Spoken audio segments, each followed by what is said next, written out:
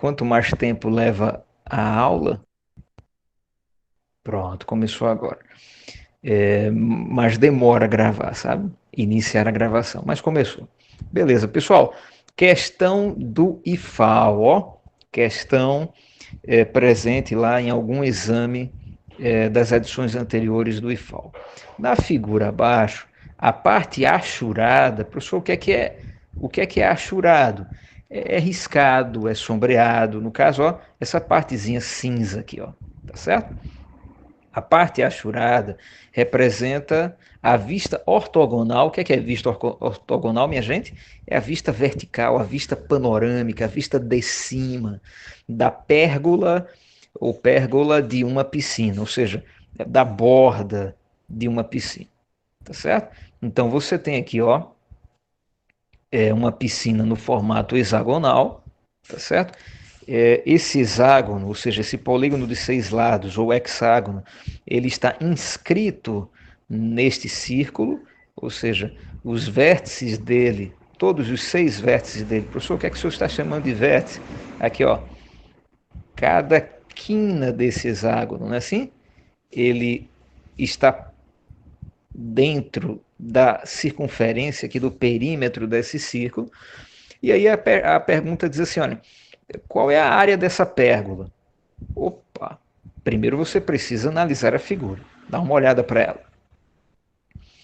Professor, essa área cinza, ela não está dentro do hexágono. É verdade, ela está dentro do círculo. Então, como que eu calculo essa área, apenas a área cinza? Você pega a área do círculo e retira dela a área do hexágono. Foi o que eu coloquei aqui, ó. A área do círculo, ó, a área do círculo menos a área do hexágono. Ah, verdade. Então basta você calcular a área do círculo, depois você calcula a área do hexágono e subtrai esses resultados. Vamos começar pela área do círculo.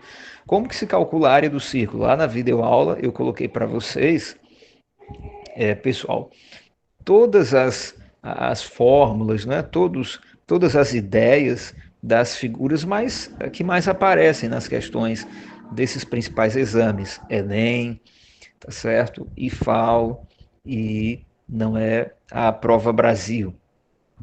Então, entre eles está o círculo, e a área do círculo é essa daqui, ó. A gente calcula usando o π, que é aquele valor, aquele número irracional, ou seja, é uma dízima não periódica, é um número infinito, tá certo?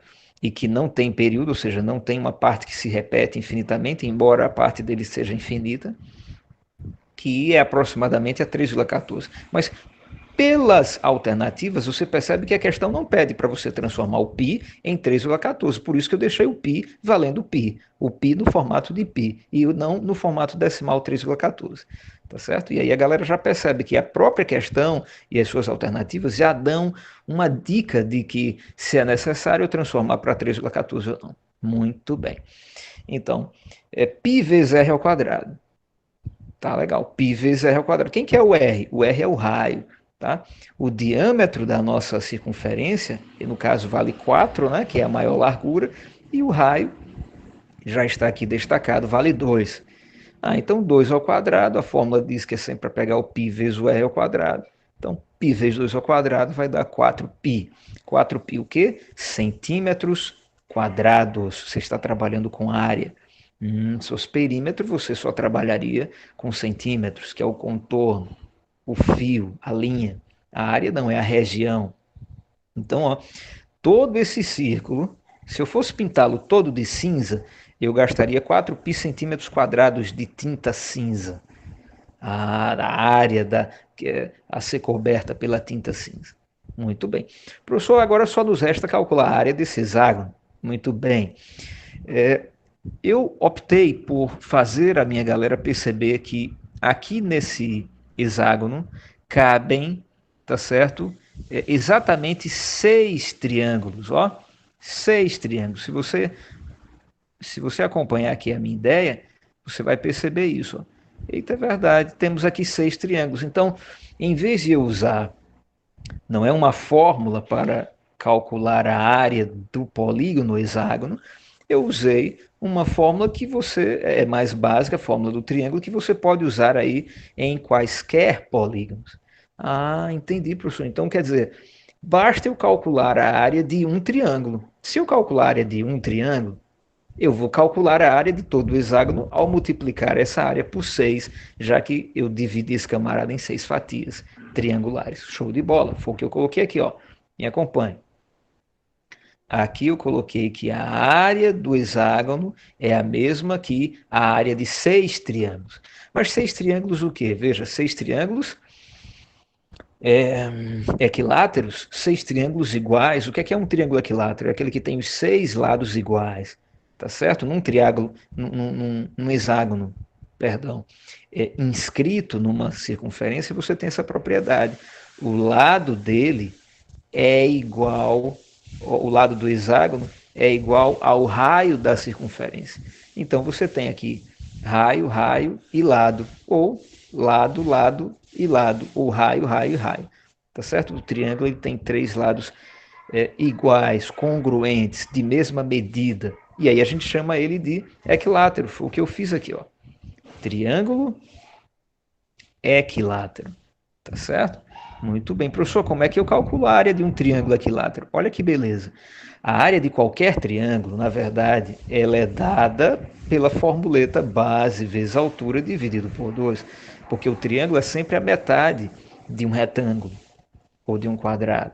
Então, se a área de um retângulo é base vezes altura, a área do triângulo vai ser base vezes altura dividido por 2. Essa é a estrutura da fórmula da área de um triângulo. Muito bem. Então, base vezes altura dividido por 2. Então, se a gente olhar aqui, ó, para esse triângulo, por exemplo, aqui você tem a base e você precisa da altura. Ó, essa altura saiu bem troncha, vamos melhorá-la. Aí você precisa da altura, show de bola. Então, aqui, ó, essa é a altura. Percebe? A base é o lado, que é o raio, que vale 2, e a altura, a questão não deu, você vai ter que correr atrás. Mas veja, existe uma fórmula que calcula a altura de um triângulo. Eu coloquei ela aqui para vocês. Eita, professor, e tem, olha para cá. A fórmula é essa daqui, pessoal.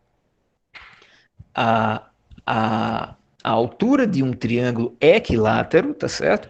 Ela é dada por pegue o lado do triângulo, multiplique pela raiz de 3 e divida por 2. Ah, mas o lado do triângulo a gente já sabe é 2, né? Que é o raio aqui da circunferência. Aí eu substituí, veja, base é 2, coloquei o 2, tá? Estou aqui, ó. Me acompanha aí. A base é 2, muito bem. Então aqui é a base, 2. E esse 2 raiz de 3 sobre 2 é a altura, eu coloquei aqui nessa forma. O lado vale 2, né? O lado vale 2, e aí joguei na forma, raiz de 3 sobre 2, e saí cancelando aquilo que você tem em cima e embaixo numa divisão. Então esse 2 eu cancelei com esse 2. Eu poderia também ter feito 2 vezes 2, 4, dividido por 2, que daria 2 do mesmo jeito, por isso que tanto faz cancelar ou fazer a multiplicação e depois a divisão. E aí você vai chegar aqui, ó, a área do seu triângulo. A área do seu triângulo é igual à raiz quadrada de 3. E a área do hexágono? Será 6 vezes isso. 6 raízes de 3. E agora você termina a questão. A área da pérgola, eu coloquei aqui, ó. A área da pérgola, ela vai ser a área do círculo menos a área do hexágono. Bem, a área da pérgola é 4π. Perdão, a área do círculo é 4π. Já fizemos aqui. A área do hexágono é 6 raiz de 3. Subtraindo, você vai ter 4π menos 6 raiz de 3. Ô, professor, mas como que o senhor saiu daqui e veio para cá? Veja, por que isso foi necessário? Porque as alternativas exigiram da gente que saíssemos desse formato de subtração para esse formato de multiplicação. E como que a gente sai e chega nele? Observe que o fator 2, ele está aqui e está aqui. Né? 4 é 2 vezes 2, assim como 6 é 2 vezes 3. Então eu coloquei o 2 em evidência e o que sobrou eu coloquei dentro dos parênteses. Então, se eu tiro 2 daqui e tiro 2 daqui, o que é que vai sobrar? Vai sobrar 2π menos 3 raiz de 3. E aí você encerra a sua questão. A letra A é a alternativa correta, porque ela não representa o resultado que nós obtivemos com toda essa calculeira aqui da questão. Tá certo, pessoal?